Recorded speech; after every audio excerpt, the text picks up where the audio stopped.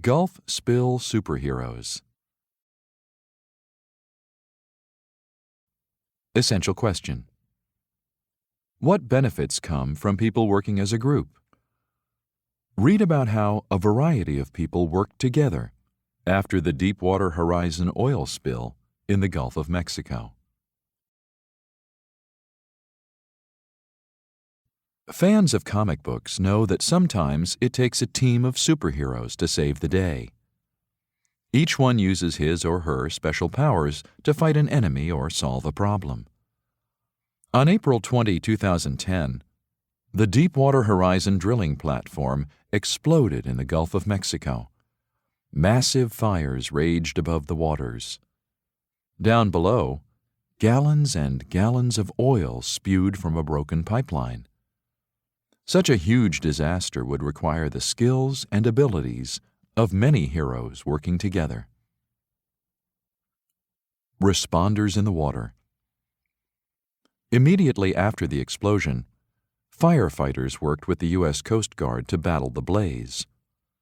Boats and aircraft transported survivors from the platform to safety before the rig sank. Meanwhile, scientists raced to understand what was happening underwater. Each type of scientist had a specific function. Oceanographers mapped out the ocean floor and charted water currents in the area.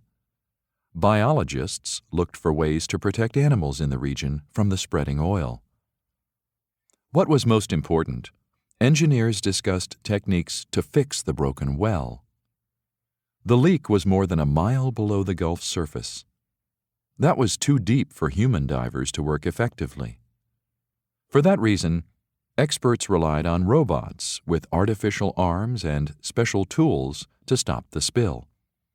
Many of their first efforts failed. After nearly 3 months, workers finally plugged up the damaged well.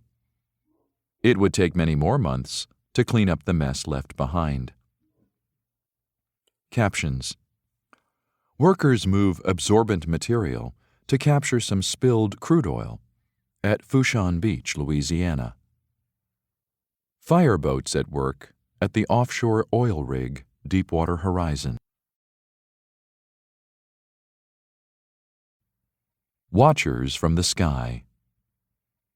From the water, it was hard to see where the oil was spreading. Responders had to collaborate with other agencies, such as the NASA space program. Satellites in the sky sent information to scientists on the ground. Meteorologists tracked storms that might pose an obstacle to the response teams. Photographs helped team leaders decide how to assign their workers. Pilots and their crews flew over the Gulf region in helicopters and planes. Some studied how the oil slick moved from place to place. Others directed the placement of floating barriers to protect sensitive areas. Some crews transferred needed supplies back and forth between land and sea.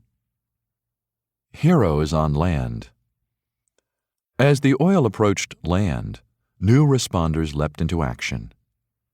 Veterinarians dedicated their efforts to helping out marine animals such as pelicans and turtles. They would capture and treat affected animals before returning them to the wild.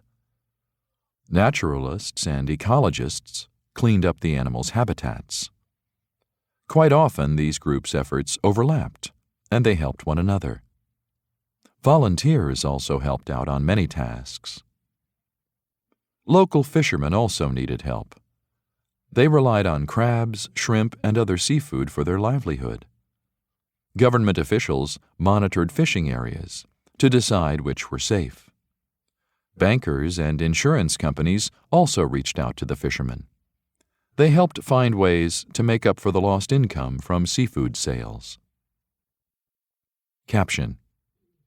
Biologists catch an oil-soaked brown pelican to clean and return to the wild.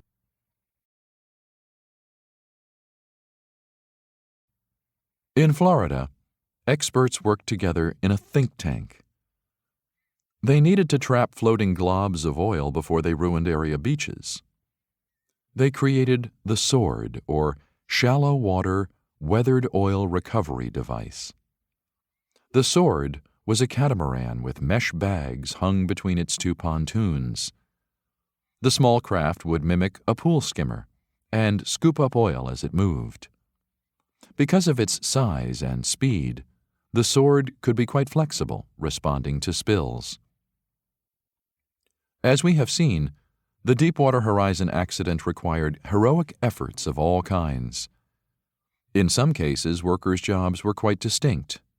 In others, their goals and efforts were similar. The success of such a huge mission depended on how well these heroes worked together. The lessons learned will be quite valuable if and when another disaster happens.